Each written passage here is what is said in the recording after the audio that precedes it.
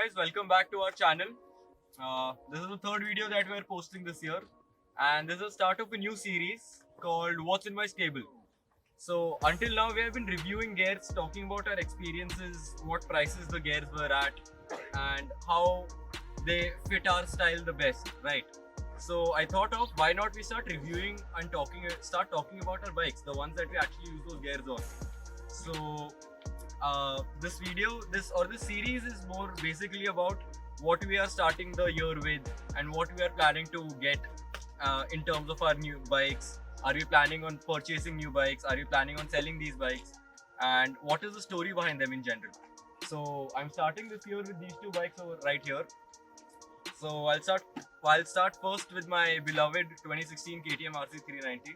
I got this bike in 2018, used.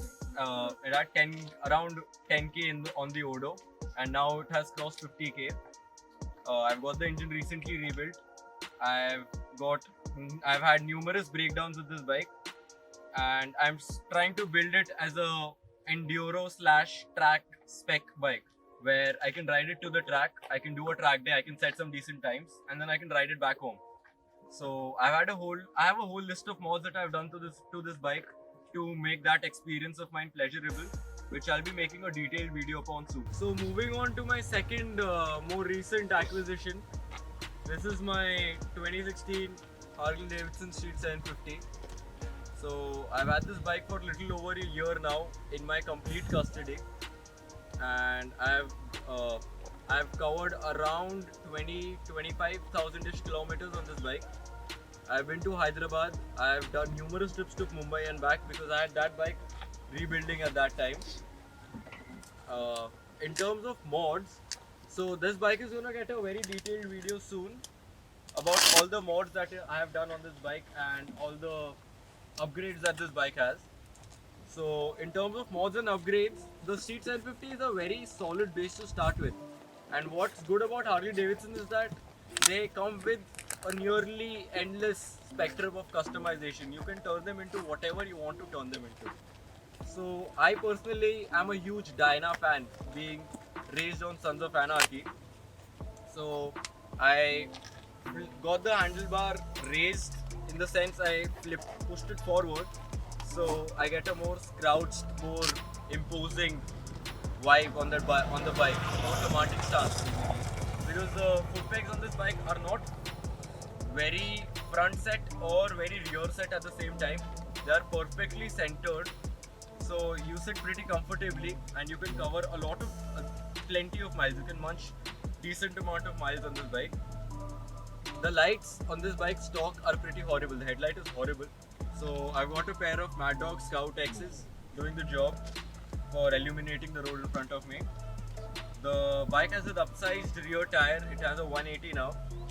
I made a custom tail tidy fender eliminator kit for this bike, and the stock. So this bike has the Screaming Eagle kit on it, as the spark plug leads, the airbox, and the exhaust suggest. So the exhaust had a bad DB killer situation going in front of it, because of which it did not really sound like a Harley Davidson. So the first thing that I did was I actually took the DB killer off, and now it actually sounds like a proper Harley Davidson.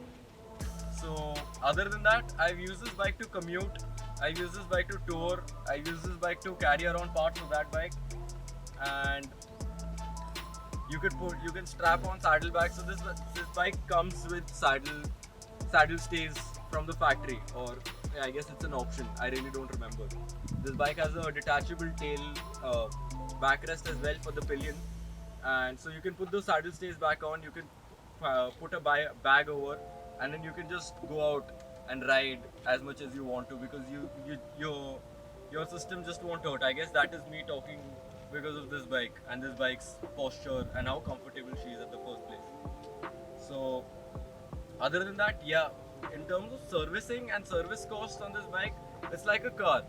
You service this at every 16,000 miles, or 16,000 kilometers or 10,000 miles. The service approximately costs you 9.5k. It has 3 liters of engine oil in it, so obviously it doesn't charge that much. And yeah, it's a pretty solid bike so far, no complaints yet. Other than the rear MC kit, which is a problem on this bike since the very start. People have been cribbing about it since this bike was created. So I've had to replace the MC kit twice on this bike, the rear one, and I guess the third one is failing as well. Other than that, this bike has no complaints. It's a very solid first Harley Davidson to start with. It might feel underpowered in terms of the displacement that it pushes out as compared to other Harley Davidsons, but then this makes as much power as that bike, and even the 1800 1900 cc bikes make around 90 100 horsepower, the bigger Harley Davidson. So I really don't see that as a downside, especially in India. So that's that for this bike. I plan on building it as a chopper or a outlaw-ish bike with the ape hanger on it, with the all matte blacked out look. And so far I guess I'm completing the vibe that I'm looking after going forward. So that's it for this video. Stay tuned, this bike is gonna get a detailed video pretty soon. And this is my stable, what's yours? Comment down below what bikes do you own and what bikes do you plan to buy.